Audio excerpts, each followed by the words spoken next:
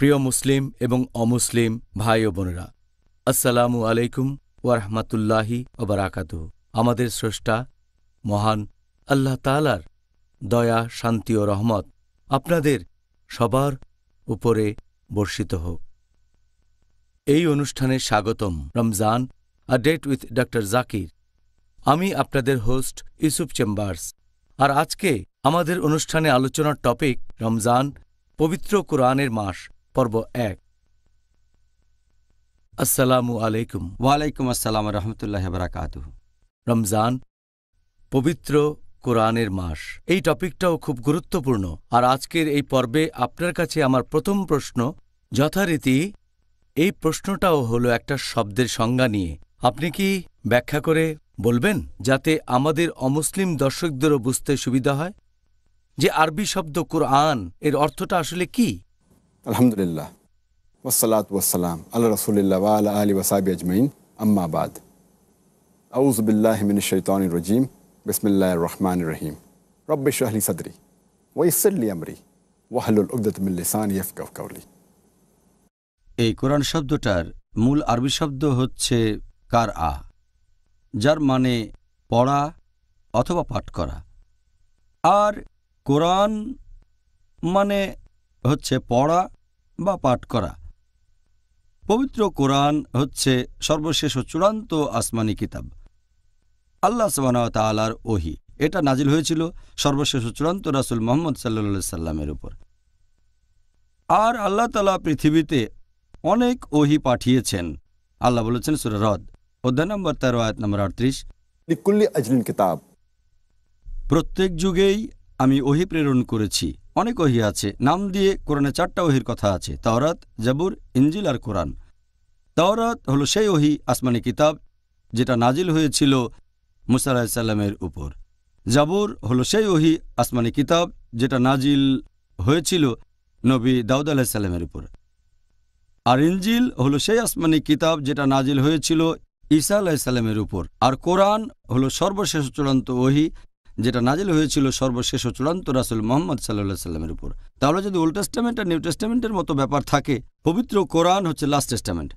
তাহলে কোরআন হচ্ছে আল্লাহর ওহী, এটা আসমানি কিতাব। সাধারণ মানুষ মনে করে যে কোরআন হচ্ছে এই বইটা কোরআনের কপি। সঠিক আরবি শব্দটা হচ্ছে মুসহাফ। কোরআন আসলে একটা আসমানি কিতাব, আল্লাহ সুবহানাহু ওয়া তাআলার ওহী, যেটা নাজিল হয়েছিল সর্বশেষ চূড়ান্ত নবী মুহাম্মদ সাল্লাল্লাহু আলাইহি সাল্লামের উপর। সাল্লাল্লাহু আলাইহি সাল্লাম। জাযাকাল্লাহ খায়ের। আমরা খুবই প্রাসঙ্গিক প্রশ্ন দিয়ে টপিকটা শুরু করলাম। এবার দ্বিতীয় প্রশ্ন, যেটা এখন আপনাকে করতে চাই, সেই প্রশ্নটা হলো, আপনি কি বলবেন যে পবিত্র কোরআনে, এই কোরআনকে আল্লাহ সুবহানাহু ওয়া তাআলা কি কি নাম অথবা বৈশিষ্ট্য দিয়ে সম্বোধন করেছেন বা উল্লেখ করেছেন? এরকম তো অনেক আছে।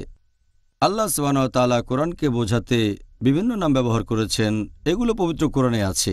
আর আমি কয়েকটা বলছি যেগুলো এখানে মনে করতে পারি। আল্লাহ এই পবিত্র কোরআনকে বলেছেন ফুরকান, সঠিক আর বেঠিক বিচারের মানদণ্ড। সূরা ফুরকান অধ্যায় ২৫ আয়াত ১। এখানে পুরো একটা অধ্যায় ২৫ নাম দেওয়া হয়েছে ফুরকান, সঠিক আর বেঠিক বিচারের মানদণ্ড। এছাড়াও সূরা বাকারা অধ্যায় ২ আয়াত ১৮৫তে ফুরকান শব্দ ব্যবহার হয়েছে। আল্লাহ সুবহানাহু ওয়া তাআলা এছাড়াও পবিত্র কোরআনকে বলেছেন তানজিল, তার মানে আসমানি কিতাব। সূরা শুরা অধ্যায় ২৬ আয়াত ১৯২। এছাড়াও কোরআনকে বলা হয়েছে জিকির, অর্থাৎ বাণী। সূরা আম্বিয়া অধ্যায় ২১ আয়াত ৫০। পবিত্র কোরআনকে আরও বলা হয়েছে কিতাব, অর্থাৎ বই। কিতাবের একটা মানে বই, এছাড়াও হতে পারে ওহী, আসমানি কিতাব। সূরা ইউসুফ অধ্যায় ১২ আয়াত ১। পবিত্র কোরআনকে বলা হয়েছে নূর, অর্থাৎ আলো, আছে সূরা নিসা অধ্যায় ৪ আয়াত ১৭৪। এছাড়াও কোরআনকে বলা হয়েছে হুদা, মানে নির্দেশনা, সূরা বাকারা অধ্যায় ২ আয়াত ২। এছাড়াও সূরা বাকারা অধ্যায় ২ আয়াত ১৮৫। পবিত্র কোরআনকে বলা হয়েছে রাহমা, মানে আশীর্বাদ, আছে সূরা লুকমানে অধ্যায় ৩১ আয়াত ৩। এছাড়াও পবিত্র কোরআনকে বলা হয়েছে মাজিদ, অর্থাৎ মহান, আছে সূরা বুরুজ অধ্যায় ৮৫ আয়াত ২১।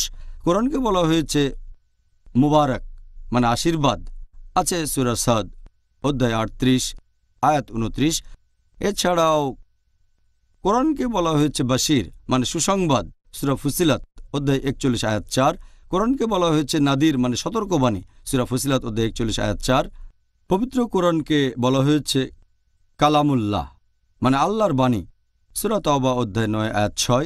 এছাড়াও পবিত্র কোরআনকে বলা হয়েছে মাওয়াজা তার মানে উপদেশ, সূরা আলে ইমরান অধ্যায় ৩ আয়াত ১৩৮। পবিত্র কোরআনকে বলা হয়েছে শিফা মানে আরোগ্য, আছে সূরা ইসরা অধ্যায় ১৭ আয়াত ৮২। এছাড়াও পবিত্র কোরআনকে বলা হয়েছে মুবিন মানে যেটা সহজবোধ্য, আছে সূরা ইউসুফে অধ্যায় ১২ আয়াত ১। এই হচ্ছে পবিত্র কোরআনের বেশ কিছু নাম যেগুলো আল্লাহ তাআলা পবিত্র কোরআনে উল্লেখ করেছেন। সুবহানাল্লাহ, আপনি কি গুণে দেখেছেন? মনে হচ্ছে অনেক নাম। আসলে এরকম অনেক নাম আছে। আমি যদি আর একটু চিন্তা করি তাহলে আরো কয়েকটা বলতে পারবো। আর এই সবগুলো নামই নির্দেশ করছে পবিত্র কোরআনকে। সুবহানাল্লাহ, আলহামদুলিল্লাহ। ডক্টর জাকির, এবারে পবিত্র রমজান মাসের প্রেক্ষাপট থেকে আপনাকে প্রশ্ন করি, পবিত্র কোরআনের সাথে এই রহমতের মাস রমজানের সম্পর্কটা আসলে কি? পবিত্র কোরআনের সাথে এই রমজান মাসের একটা বিশেষ সম্পর্ক আছে। আল্লাহ কোরআনে বলেছেন সূরা বাকারা অধ্যায় নম্বর ২ আয়াত নম্বর ১৮৫। শাহরু রমজান আল্লাযী উনজিলা ফীহিল কুরআন হুদাল লিন-নাস ওয়া বাইয়িনাতি মিনাল হুদা ওয়াল ফুরকান। অর্থাৎ এই রমজান মাসে পবিত্র কোরআন নাজিল হয়েছে সমগ্র মানবজাতির পথের দিশারি রূপে, সৎপথের স্পষ্ট নিদর্শন ও সত্য মিথ্যার পার্থক্যকারী রূপে। সুতরাং তোমাদের মধ্যে যারা এই মাস পাবে তারা রোজা রাখবে। তাহলে এই রমজান মাসে আমাদের পবিত্র কোরআন নাজিল হয়েছিল পুরো মানবজাতির পথের দিশারি হিসেবে। আর আমাদের প্রিয় নবী মুহাম্মদ সাল্লাল্লাহু আলাইহি ওয়াসাল্লাম বলেছেন, এটা আছে সহিহ বুখারীতে খণ্ড নম্বর ১ বুক অব রেভেলেশন হাদিস নম্বর ৬, যে ফেরেশতা জিবরাইল রমজান মাসের প্রত্যেক রাতেই নবীর কাছে আসতেন এবং তাকে কোরআন পড়ে শোনাতেন আর পড়াতেন। তাহলে এটা বিশেষ মাস যে ফেরেশতা জিবরাইল তিনি রমজান মাসের প্রত্যেক রাতে আসতেন আর নবীকে এই কোরআন পড়াতেন। এই মাসে পবিত্র কোরআন নাজিল হয়েছিল পুরো মানবজাতির পথের দিশারি হিসেবে। আলহামদুলিল্লাহ। সেজন্য রমজানকে বলা হয় পবিত্র কোরআনের মাস। এই মাসটা সব মানুষের জন্যই গুরুত্বপূর্ণ, শুধু মুসলিমদের জন্য না। ডক্টর জাকির, আপনি কি পিস টিভির দর্শকদের এই সর্বশেষ ও চূড়ান্ত কিতাব পবিত্র কোরআন পড়ার নিয়মকানুন সম্পর্কে কিছু বলবেন? পবিত্র কোরআন পাঠ করার বেশ কিছু নিয়মকানুন আছে। ১ নম্বর হচ্ছে, যখন কোরআন পাঠ করবেন এটা হবে শুধুমাত্র আল্লাহ তাআলার জন্য, শুধু তার রহমতের আশায়। ২ নম্বর, এটা হলে ভালো যে কোরআন পাঠ করার সময় আপনি থাকবেন ওযু করা অবস্থায়। ৩ নম্বর, যে জায়গায় কোরআন রেখে পাঠ করছেন সেটা পরিষ্কার হবে। ৪ নম্বর, সময়টা হবে খুব ভালো সময়। ৫ নম্বর, এটা করলে ভালো হয় যদি কিবলার দিকে মুখ করে কোরআন পাঠ করেন, করলে ভালো তবে আবশ্যক না। ৬ নম্বর, আপনার নিয়ত আর আপনার মনোযোগটা থাকবে কোরআনের প্রতি, কোরআন পাঠ করার দিকে মনোযোগ দেবেন।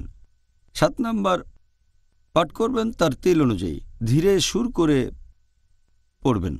৮ নম্বর, তাজউইদ সঠিক হতে হবে, মাখারিজ উচ্চারণ হবে সুন্দর।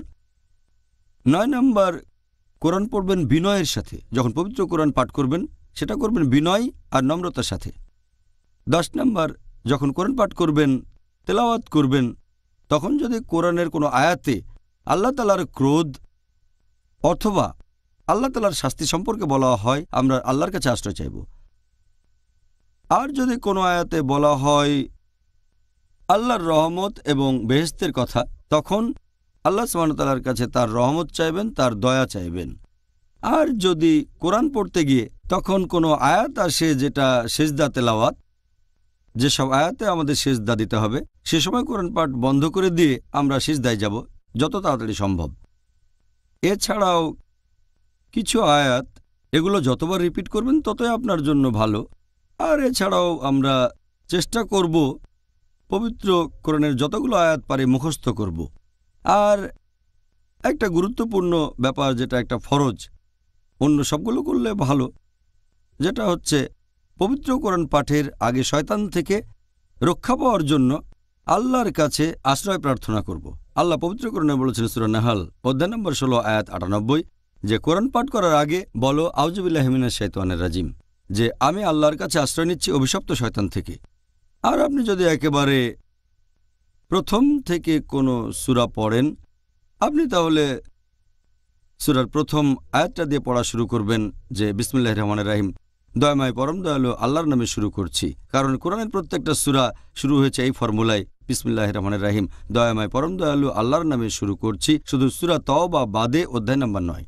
পরের প্রশ্ন, আপনি কি দর্শকদের এটা বলবেন যে এই রহমতের মাস রমজানে আমরা যদি পাঠ করি পবিত্র কোরআন, যে বইটা দিয়ে সঠিক আর বেঠিকের পার্থক্য করা হয়, সেটা পাঠ করলে কি কি উপকারিতা পাব? অনেক উপকারিতার কথা বলা হয়েছে কোরআনে এবং সহিহ হাদিসে কোরআন পাঠ করা সম্পর্কে। একটা হাদিস আছে সহিহ বুখারীতে, খণ্ড নম্বর 3, বুক অব ফাস্টিং, হাদিস নম্বর 1902, যে নবী মুহাম্মদ সাল্লাল্লাহু আলাইহি সাল্লাম ছিলেন সবচেয়ে উদার হৃদয় মানুষ, আর পবিত্র রমজান মাসে তিনি উদারতার সর্বোচ্চ সীমায় থাকতেন এবং ফেরেশতা জিব্রাইল প্রতি রাতে আসতেন, নবীকে কোরআন পড়ে শোনাতেন আর পড়াতেন, এবং তাঁর উদারতা প্রচণ্ড বেগে বয়ে চলা প্রবল বাতাসের চেয়েও শক্তিশালী ছিল।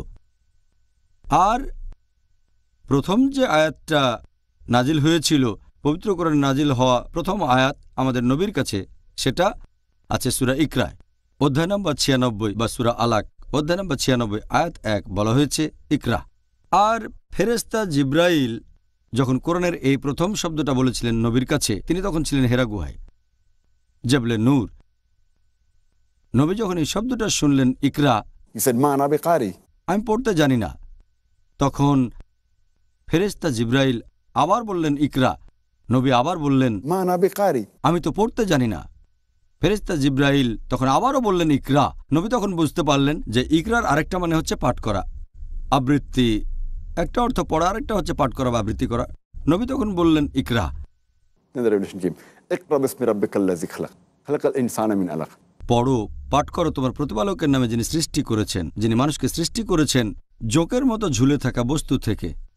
তাহলে পাঠ করা গুরুত্বপূর্ণ, তবে প্রতিপালকের নামে পাঠ করা আরও বেশি গুরুত্বপূর্ণ। আর এই পবিত্র কিতাব পাঠ করলে অনেক উপকারিতা আছে। আমাদের প্রিয় নবী বলেছেন, এই হাদিসটা আছে তিরমিজিতে, হাদিস নাম্বার 2910। সেখানে আমাদের প্রিয় নবী বলেছেন যে তোমরা আল্লাহর এই কিতাবের যতগুলো অক্ষর পাঠ করবে এই পবিত্র কোরআন থেকে, সেজন্য রহমত পাবে। আর প্রত্যেক রহমত সেটার সমান হচ্ছে 10টা হাসানাত, 10টা আশীর্বাদ। আল্লাহর এই কিতাব পাঠ করলে প্রত্যেক অক্ষরের জন্য পুরস্কার পাবে, প্রত্যেক পুরস্কার সমান 10 হাসানাত।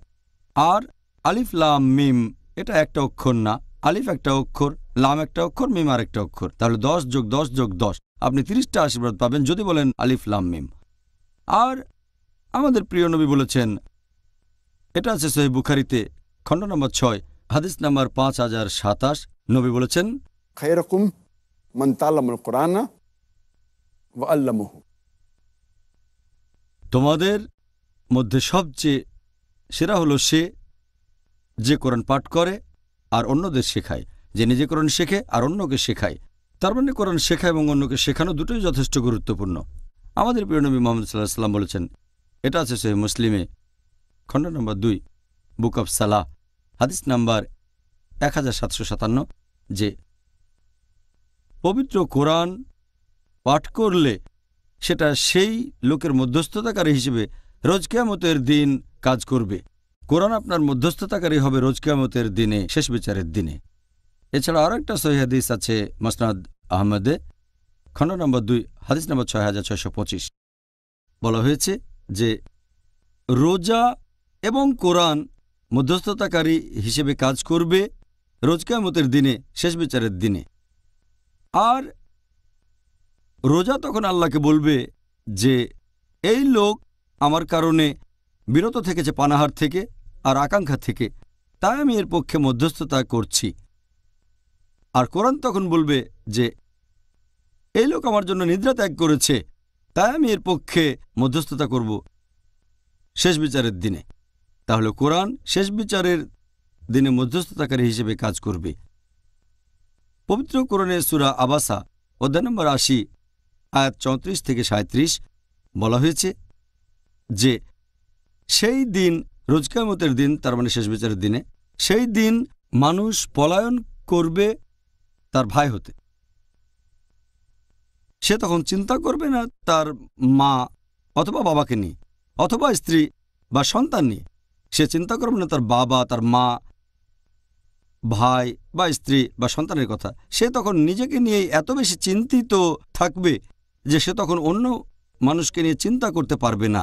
এটা হবে রোজ কিয়ামতের দিনে, পুনরুত্থানের দিবসে। প্রত্যেকে শুধু নিজেকে নিয়ে চিন্তা করবে, আর কোরআন কাজ করবে মধ্যস্থতাকারী হিসেবে। এটা আছে সহিহ বুখারীতে খণ্ড নম্বর 6 হাদিস নম্বর 5011। একজন সাহাবা কোরআন পাঠ করছিলেন, ঘোড়া বাঁধা আছে দুটো রশিতে। তখন সাহাবা দেখলেন মেঘ নেমে আসলো আর ঘোড়াটা খুব ভয় পেয়ে গেল। সাহাবা পরে নবীর কাছে গেলেন। নবী বললেন, জানো কি ঘটেছে? তিনি বললেন, না, ফেরেশতাগণ নেমে এসেছিলেন তোমার কোরআন পাঠ শোনার জন্য। আরেকটা হাদিস সহিহ বুখারীতে খণ্ড নম্বর 6 হাদিস নাম্বার 5018 বলা হয়েছে, এক সাহাবা কোরআন পাঠ করছেন, তখন দেখলেন যে একটা মেঘ নেমে আসলো, সেখানে অনেক আলো জ্বলছে। তিনি বাইরে এসে ব্যাপারটা দেখলেন, তারপর নবীর কাছে গেলেন। আর নবী বললেন, তুমি কি জানো সেটা কি ছিল? তারপর নবী বললেন, ওই মেঘে করে ফেরেশতাগণ নেমে এসেছিলেন তোমার কোরআন পাঠ শোনার জন্য। যদি তুমি পড়ে যেতে, তারা সেখানে থাকতেন ভোর পর্যন্ত, লোকজন সেটা দেখতে পেত, তারপরে তারা মিলিয়ে যেতেন। আরও একটা হাদিস আছে সহিহ মুসলিমে খণ্ড নম্বর 2 বুক অব সালাহ হাদিস নাম্বার 1757। যদি দুটো সূরা পড়ো, তার মানে সূরা বাকারা এবং সূরা আলে ইমরান, তাহলে নেমে আসবে দুটো মেঘ বা দুটো চাঁদোয়া অথবা দুটো পাখির ঝাঁক, তোমার মধ্যস্থতাকারী হবে। এছাড়া আরও একটা হাদিস আছে সহিহ মুসলিমে হাদিস নাম্বার 6518। আমাদের নবী মুহাম্মদ সাল্লাল্লাহু আলাইহি ওয়াসাল্লাম বলেছেন যে যদি কেউ আল্লাহর ঘরে পবিত্র কোরআন পাঠ করে, মানে মসজিদে, যখন লোকজন আসে আল্লাহ তাআলার ঘরে মসজিদে, যখন তারা কোরআন পাঠ করে, আর যদি তারা কোরআন শেখে এবং অন্যদের শেখায়, তাহলে তাদের জন্য থাকবে প্রশান্তি, তারা থাকবে শান্ত, আর ফেরেশতাগণ নেমে আসবেন এবং তাদের জন্য আশীর্বাদ করবেন। আরও একটা হাদিস আছে সহিহ বুখারীতে খণ্ড 6 হাদিস নাম্বার 4474। আমাদের নবী মুহাম্মদ সাল্লাল্লাহু আলাইহি ওয়াসাল্লাম একজন সাহাবাকে বলেছেন, তখন তারা মসজিদের ভেতরে, যে আমি তোমাকে কোরআনের শ্রেষ্ঠ সূরাটার কথা বলবো মসজিদ থেকে যাওয়ার আগে। কিছুক্ষণ পরে নবী যখন মসজিদ থেকে বেরিয়ে যাচ্ছেন, সাহাবা মনে করিয়ে দিলেন, পবিত্র কোরআনের কোন সূরাটা সবচেয়ে সেরা, সেটাকে আমাকে বলবেন। নবী বললেন, আলহামদুলিল্লাহি রাব্বিল আলামিন, তার মানে সূরা ফাতিহা, কোরআনের এই 7টা আয়াত। আরও একটা হাদিস আছে সহিহ বুখারীতে খণ্ড 6 হাদিস নাম্বার 5009। আমাদের নবী মুহাম্মদ সাল্লাল্লাহু আলাইহি ওয়াসাল্লাম বলেছেন যে যদি কেউ সূরা বাকারার শেষ 2 আয়াত পাঠ করে রাতের বেলায়, সে নিরাপদে থাকবে। প্রিয় নবী মুহাম্মদ সাল্লাল্লাহু আলাইহি ওয়াসাল্লাম বলেছেন, আছে সহিহ মুসলিমে খণ্ড নম্বর 2 বুক অব সালাহ হাদিস নাম্বার 1766। নবী বলেছেন, যদি কেউ সূরা কাহফের প্রথম 10টা আয়াত মুখস্থ করে, সে তাহলে দাজ্জাল থেকে নিরাপদে থাকবে। আর ঠিক এর পরের হাদিস সহিহ মুসলিম খণ্ড নম্বর 2 বুক অব সালাহ হাদিস নাম্বার 1767। যদি কেউ সূরা কাহফের শেষ 10 আয়াত মুখস্থ করে, সে তাহলে দাজ্জাল থেকে নিরাপদে থাকবে। আরও একটা হাদিস আছে সহিহ মুসলিমে খণ্ড নম্বর 2 বুক অব সালাহ হাদিস নাম্বার 1768। আমাদের প্রিয় নবী মুহাম্মদ সাল্লাল্লাহু আলাইহি ওয়াসাল্লাম বলেছেন যে, হে আবু মনজির, তুমি কি জানো পবিত্র কোরআনের সবচেয়ে শ্রেষ্ঠ আয়াত কোনটা? তিনি বললেন যে আল্লাহর রাসূল সবচেয়ে ভালো জানেন। নবী আবার প্রশ্ন করলেন, হে আবু মঞ্জির, তুমি কি জানো পবিত্র কোরআনের সবচেয়ে শ্রেষ্ঠ আয়াত কোনটা? নবী তারপর পড়া শুরু করলেন আয়াতুল কুরসি। আল্লাহু লা ইলাহা ইল্লাল হাইয়ুল কাইয়্যুম লা তাখুযুহু সিনাতুন ওয়া লা নাওম। তারপর নবী বললেন, কোরআনের জ্ঞান নিয়ে তুমি আরও তৃপ্তিকর হবে। কোরআনের সবচেয়ে শ্রেষ্ঠ আয়াত আয়াতুল কুরসি, সূরা বাকারা অধ্যায় নম্বর 2 আয়াত 255। আর এটা আছে সহিহ মুসলিমে খণ্ড নম্বর 2 বুক অব সালাহ হাদিস নাম্বার 1774। নবী বলেছেন যে দুটো সূরা নাজিল করা হয়েছে যেগুলো আগে কেউ দেখেনি অথবা শোনেনি। আর সূরা দুটো হচ্ছে সূরা ফালাক এবং সূরা নাস। আমি আশ্রয় চাচ্ছি উষার স্রষ্টার কাছে। কুল আউযু বিরাব্বিল ফালাক আর কুল আউযু বিরাব্বিন নাস। বলো, আমি আশ্রয় চাচ্ছি মানুষের প্রতিপালকের কাছে। এই দুটো সূরা হচ্ছে মুআদাতাইন, আর আপনাকে রক্ষা করবে শয়তান থেকে। এই হচ্ছে পবিত্র কোরআন পড়া বা পাঠ করার কিছু উপকারিতা। এছাড়াও পবিত্র কোরআনে আরও অনেক আয়াত আছে, অনেক সহিহ হাদিস আছে যেখানে কোরআন পাঠের উপকারিতার কথা বলা হয়েছে। আলহামদুলিল্লাহ। আলহামদুলিল্লাহ, এটা পুরোপুরি সত্যি যে পুরো পৃথিবী জুড়ে মানুষ সবচেয়ে বেশি যে বইটা পড়ে সেটা হচ্ছে এই পবিত্র কোরআন। আলহামদুলিল্লাহ, আলহামদুলিল্লাহ। পৃথিবী জুড়ে অনেক মানুষ পবিত্র কোরআন পাঠ করেন, আর তাদের বেশিরভাগই আরব নন। দুর্ভাগ্যজনকভাবে অনেকেই এই আরবি ভাষা আসলে বুঝতেই পারেন না বেশিরভাগ কথাই। তাহলে তারা কোরআন পাঠ করছেন কিছু না বুঝেই। অনেক জায়গায় দেখা যায়। এখন আমরা মুসলিম ভাইবোনদের কিভাবে উৎসাহিত করব যাতে তারা কোরআন পড়বেন অর্থ বুঝে, যাতে করে তারা কোরআন পাঠ করার উপকারিতা আরও বেশি পরিমাণে গ্রহণ করতে পারে? আপনি ঠিকই বলেছেন যে পবিত্র কোরআনের অনেক উপকারিতা এক নাগাড়ে বলে যেতে পারবো। কোরআনের অনেক উপকারিতা আছে, কয়েকশো হবে। পবিত্র কোরআন হচ্ছে পৃথিবীর সবচেয়ে পজিটিভ বই। এটা মানবতার ঘোষণাপত্র। এটা হচ্ছে দয়া এবং জ্ঞানের ঝর্ণাধারা। এটা হচ্ছে অমনোযোগীদের জন্য সতর্কবাণী, বিপথগামীর পথনির্দেশ, আর সন্দেহবাদীদের জন্য নিশ্চয়তা। এটা নিপীড়িতের সান্ত্বনার বাণী আর হতাশাগ্রস্তদের আশার আলো। এটা কিভাবে সম্ভব যে কোরআনের উপকারিতাগুলো পাব যদি আমরা কোরআন না পড়ি, যদি কোরআনের অর্থ না বুঝি, যদি আয়াতগুলো নিয়ে চিন্তাভাবনা না করি, যদি কোরআনের আয়াতগুলো জীবনে প্রয়োগ না করি, সেগুলো প্র্যাকটিস না করি? আর আপনি ঠিকই বলেছেন, পৃথিবীতে যে বইটা সবচেয়ে বেশি পড়া হয় সেটা হচ্ছে কোরআন। তবে দুর্ভাগ্যজনকভাবে না বুঝে সবচেয়ে বেশি পড়া বইটাও এই কোরআন। এটা খুবই দুর্ভাগ্যজনক হবে যদি কেউ কোরআনের কাছে এসে খালি হাতে ফিরে যায়, আত্মার উন্নতি না হয়, হৃদয় নাড়া না দেয়, জীবন না বদলায়। উপকারিতা পেতে গেলে কোরআন পাঠের পাশাপাশি এটাও আবশ্যিক যে কথাগুলো বুঝতে পারবেন। আপনি কোরআনের আয়াতের অর্থ নিয়ে চিন্তাভাবনা করবেন, সেই নির্দেশগুলো প্রয়োগ করবেন যেগুলো আল্লাহ মানুষ জাতিকে দিয়েছেন, সেগুলো প্র্যাকটিস করবেন। আমরা দেখি দু ধরনের মানুষ মুসলিমদের মাঝে। কিছু লোক মনে করে শুধু কোরআন পড়াটা যথেষ্ট, আবার অনেকে মনে করে পাঠ করা গুরুত্বপূর্ণ না, অর্থটাই গুরুত্বপূর্ণ। আল্লাহ পবিত্র কোরআনে বলেছেন সূরা নিসা অধ্যায় নম্বর 4 আয়াত নম্বর 171, লা তাগলু ফি দীনিকুম। তোমরা দিনের ব্যাপারে বাড়াবাড়ি করো না। কোরআন পাঠ করলে উপকারিতা পাবেন, তবে অর্থ বুঝলে আরও কয়েক গুণ বেশি উপকারিতা পাবেন। আল্লাহ কোরআনে বলেছেন সূরা আনকাবুত অধ্যায় নম্বর 29 আয়াত নম্বর 45, আল্লাহ বলেছেন, আবৃত্তি করো কিতাব থেকে যা তোমার প্রতি প্রত্যাদেশ করা হয়েছে। তার মানে কোরআনের আয়াতগুলো পাঠ করতে হবে। উতলু মা উইয়া ইলাইকা মিনাল কিতাবি। আবৃত্তি করো কিতাব থেকে যা তোমার প্রতি প্রত্যাদেশ করা হয়। আল্লাহ আরও বলেছেন সূরা বাকারা অধ্যায় নম্বর 2 আয়াত নম্বর 242, এটা কোরআনে বেশ কয়েকবার আছে। লাল্লাকুম তাকিলুন। তারা কি বুঝতে পারে না? তার মানে এই বইয়ের কথা আপনি বুঝতে পারবেন। আর এটাও খুব গুরুত্বপূর্ণ যে আমরা বইটার কথাগুলোর অর্থ বুঝব, পাঠ করব, তার পাশাপাশি এর অর্থ বুঝব। কোরআন পাঠ করলে আপনি অনেক উপকার পাবেন। এ ব্যাপারে আগে বলেছি, আমাদের প্রিয় নবী বলেছেন। এই সহিহ হাদিসটা আছে তিরমিজিতে, হাদিস নাম্বার 2910, যে আল্লাহ তাআলার কিতাব কোরআন পাঠ করলে প্রত্যেক অক্ষরের জন্য তুমি পুরস্কার পাবে। প্রত্যেক পুরস্কারে থাকবে 10টা আশীর্বাদ। আর আলিফ লাম মিম একটা অক্ষর না, আলিফ একটা অক্ষর, লাম একটা অক্ষর, মিম আরেকটা অক্ষর। যদি বলেন আলিফ লাম মিম, তাহলে পাবেন 10 10 10 30 সওয়াব। তাহলে কোরআন পাঠের সওয়াব পাবেন। কোরআন পাঠ করলে আপনি আশীর্বাদ পাবেন। তবে এটা আগেও বলেছি, এটা যথেষ্ট নয় যে শুধুমাত্র কোরআন পাঠ করবেন। আমাদের বুঝতে হবে যে দুটোই গুরুত্বপূর্ণ, তবে অর্থ বুঝে প্রয়োগ করার গুরুত্বটা বেশি। আমি একটা উদাহরণ দিই। ধরেন আপনি গেলেন ফ্রান্সে গ্র্যাজুয়েশন করার জন্য।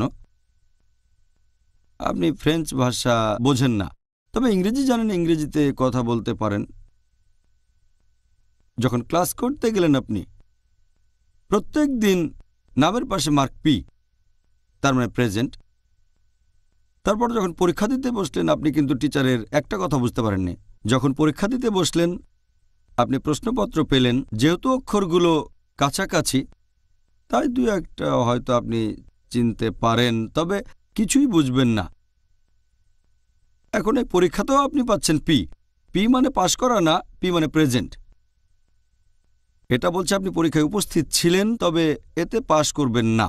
সেজন্য যদি আপনি বেহেশতে যেতে চান, কোরআন পাঠের পাশাপাশি এটাও গুরুত্বপূর্ণ যে আমরা বুঝব আল্লাহ আমাদের কি নির্দেশ দিয়েছেন। কারণ কোরআন হচ্ছে পুরো মানবজাতির দিক নির্দেশনা। কোরআনের অর্থ বোঝেন আর নিজের জীবনে প্রয়োগ করেন। আমি আরও একটা উদাহরণ দিচ্ছি।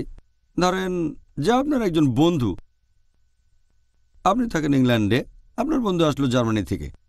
আপনার খুবই ঘনিষ্ঠ বন্ধু, সে ভাঙা ভাঙা ইংরেজি বলতে পারে।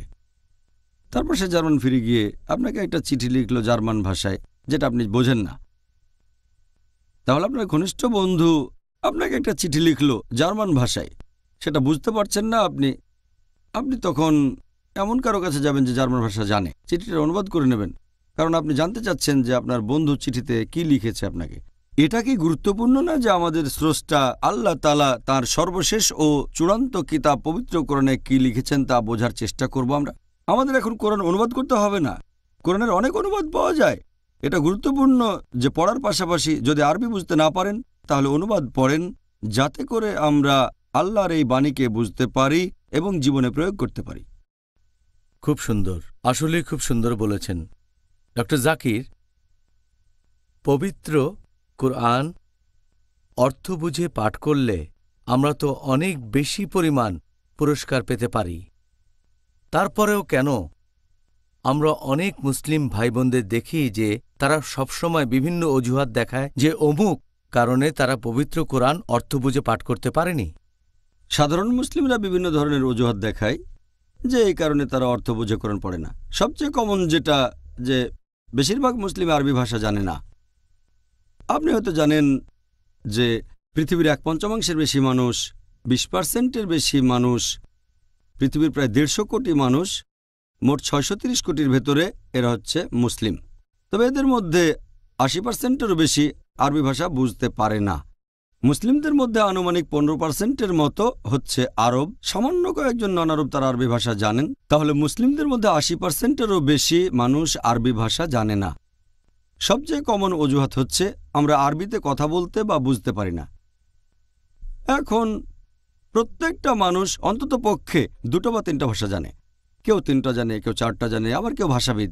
তবে যখন কোনো শিশু জন্মায় সে তখন কোনো ভাষাই জানে না, তবে সে তার মায়ের ভাষা শেখে পরিবারের সবার সাথে কথা বলার জন্য। সে তার নিজের এলাকার ভাষা শেখে যাতে কথা বলতে পারে বন্ধুদের সাথে। সেই ভাষা শেখে যে ভাষায় লেখাপড়া করে। প্রত্যেক মানুষ অন্ততপক্ষে 2 বা 3টা ভাষা জানে। এটা কি গুরুত্বপূর্ণ নয় যে আমরা সেই ভাষা শিখব যে ভাষায় সর্বশেষ ও চূড়ান্ত কিতাব পাঠিয়েছেন আমাদের স্রষ্টা আল্লাহ সুবহানাহু ওয়া তাআলা? অনেক লোক বলে যে নতুন একটা ভাষা শেখা খুব কঠিন যখন বয়স বেড়ে যায়। তবে ভালো কাজের জন্য বয়স কখনো বাধা হয়ে দাঁড়ায় না। এ কথায় আমার ডক্টর মরিস বুকাইলির কথা মনে পড়ে গেল। ডক্টর মরিস বুকাইলি একজন ফ্রেঞ্চ। তাকে দেওয়া হয়েছিল ফ্রেঞ্চ একাডেমি অ্যাওয়ার্ড মেডিসিনের ক্ষেত্রে। তিনি পরীক্ষা করেছিলেন একটা মমি, ফারাও মেরনেফটা। তার সমাধি ছিল ভ্যালি অফ কিংসে। তিনি যখন মিশরে গেলেন পরীক্ষা নিরীক্ষা করার জন্য, সেখানে একজন মুসলিম বলল, তোমরা মমি পেয়েছো, এতে অবাক হওয়ার কিছু নেই। কথা কোরআনে বলা আছে সূরা ইউনূস অধ্যায় নম্বর 10 আয়াত 92, যে আল্লাহ তাআলা ফেরাউনের দেহ রক্ষা করবেন পরবর্তীকালের জন্য নিদর্শন হিসেবে। বুকাইলি অবাক হলেন যে এত পুরনো বইতে কিভাবে এমন কথা থাকতে পারে, যেগুলো জানলাম কিছুদিন আগে যে ফেরাউনের দেহ রক্ষা করা হবে। এরপরে তিনি পবিত্র কোরআনের অনুবাদ পড়লেন, আর কোরআনের অনুবাদ পড়ে তিনি এতটাই মুগ্ধ হলেন যে সরাসরি আরবিতে পবিত্র কোরআন পড়তে চাইলেন। তারপর আরবি ভাষা শিখলেন তিনি। তখন তার বয়স 50। চিন্তা করেন, একজন অমুসলিম আরবি ভাষা শিখছেন যাতে কোরআন বুঝতে পারেন ভালোভাবে। তারপর তিনি একটা বই লিখলেন, বাইবেল, কোরআন ও বিজ্ঞান। খুব বিখ্যাত একটা বই। বয়স কখনো বাধা হয় না নতুন কোনো ভাষা শেখার ক্ষেত্রে।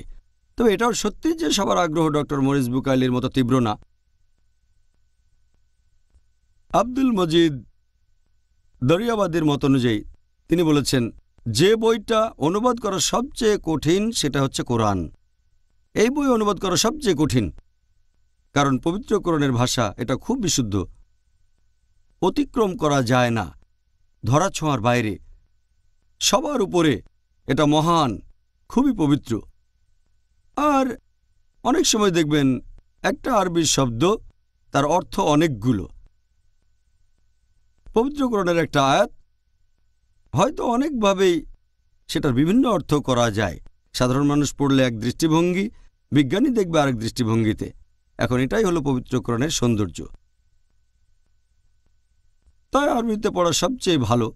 তবে যারা আরবি ভাষায় কথা বলতে বা বুঝতে পারে না, আলহামদুলিল্লাহ অনেক শেখ আছেন, অনেক আলেম আছেন, অনেক বিশেষজ্ঞ যারা পৃথিবীর বিভিন্ন প্রধান ভাষায় পবিত্র কোরআনের অনুবাদ করেছেন। বিশেষজ্ঞগণ পৃথিবীর বেশিরভাগ প্রধান ভাষাতেই কোরআনের অনুবাদ করেছেন। যদি আরবি ভাষা বুঝতে না পারেন তাহলে সে ভাষায় কোরআন পড়েন যে ভাষাটা আপনি সবচেয়ে ভালো বোঝেন।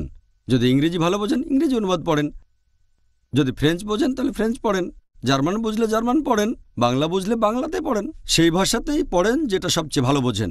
এটা গুরুত্বপূর্ণ যে সেই ভাষায় কোরআন পড়ব যেটা সবচেয়ে ভালো বুঝি। এটা কোনো অজুহাত না যে আরবি জানি না, সে ভাষায় পড়েন যেটা ভালো বোঝেন। আর আলহামদুলিল্লাহ পৃথিবীর বেশিরভাগ প্রধান ভাষায় আমরা পবিত্র কোরআনের অনুবাদ এখন পড়তে পারি। পবিত্র কোরআনের অনুবাদ পৃথিবীর বেশিরভাগ প্রধান ভাষাতে পাওয়া যাবে। এছাড়াও মুসলিমরা আরও অনেক অজুহাত দেয় যে তারা ব্যবসার কাজে ব্যস্ত থাকে, চাকরিতে অথবা লেখাপড়ায়, তাই পবিত্র কোরআনের অনুবাদ পড়তে পারে না। আমাদের অনেকেই হয়তো স্কুলে যায় অথবা ভার্সিটিতে যায় বা কলেজে। আমরা এই স্কুল, কলেজে বা ভার্সিটিতে অনেক বছর কাটাই, আর আমরা সেখানে বিভিন্ন ধরনের বই পড়ি আর মুখস্থ করি, কিন্তু পবিত্র কোরআন পড়ার মতো সময় নেই। কোরআন পড়তে কতখানি সময় লাগবে আপনার?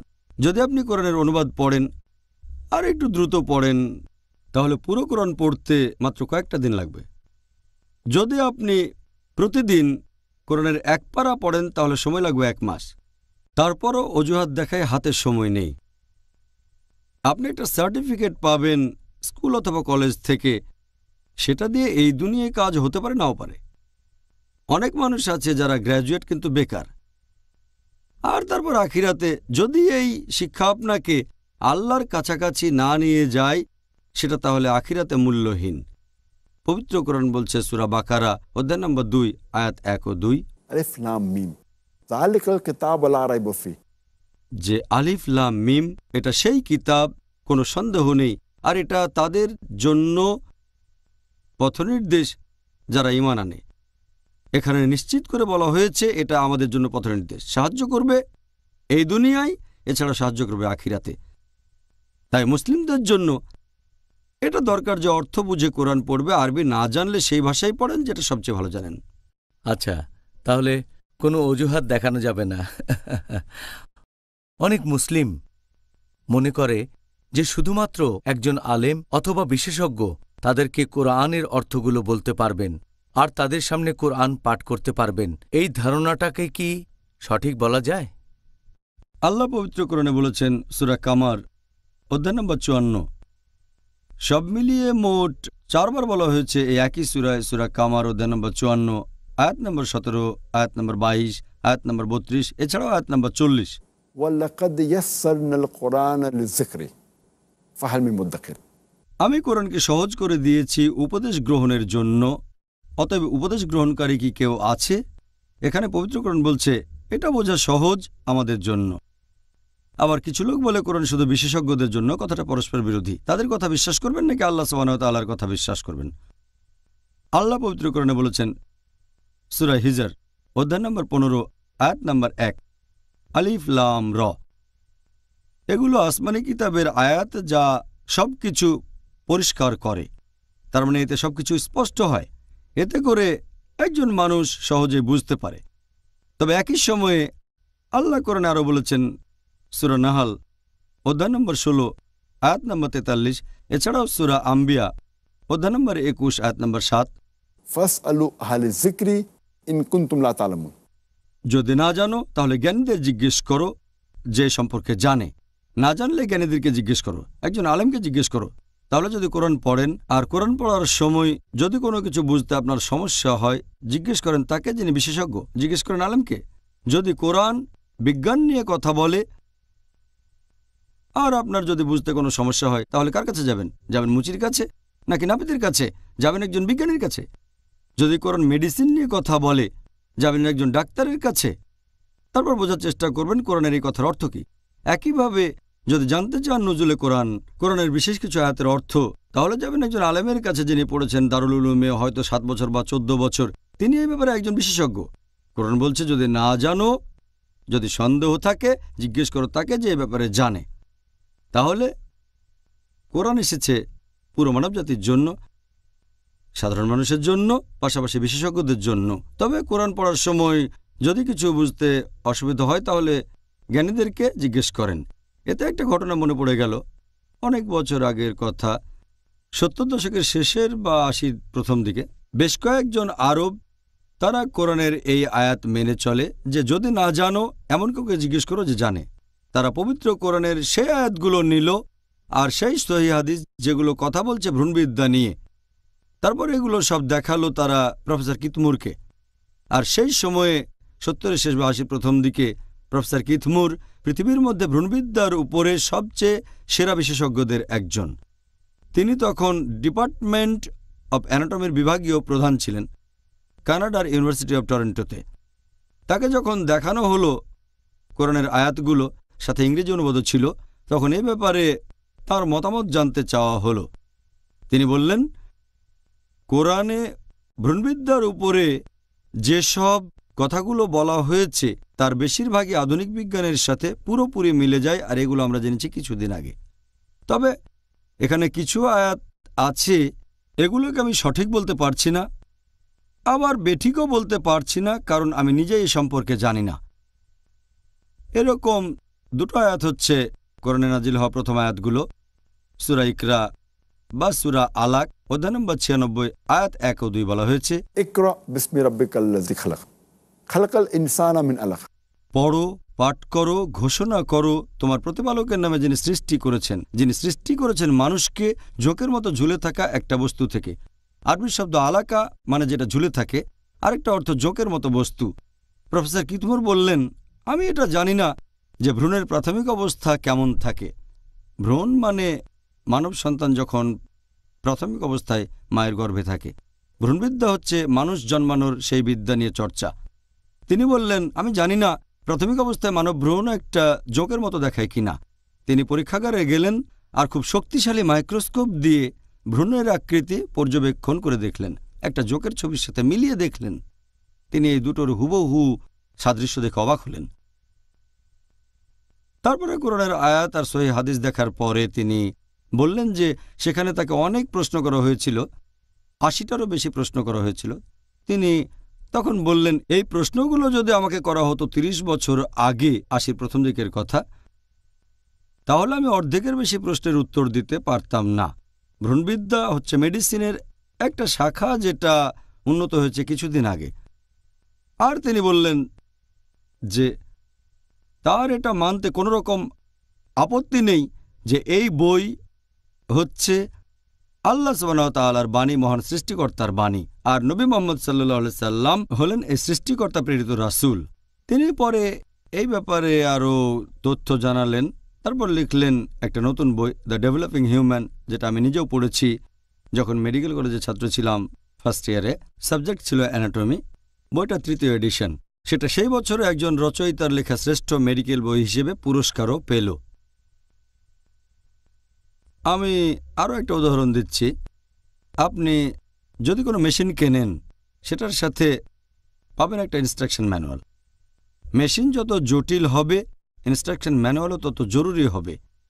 যদি আপনি খুব জটিল কোনো মেশিন কেনেন, যেমন কম্পিউটার, যে মেশিনটা বোঝা কঠিন, সেটার ইনস্ট্রাকশন ম্যানুয়ালটাও জরুরি। যদি আপনি মানুষকে একটা মেশিন বলে ধরে নেন, তাহলে আমাদের মানতে হবে এই মানুষ হচ্ছে পৃথিবীর সবচেয়ে জটিল মেশিন।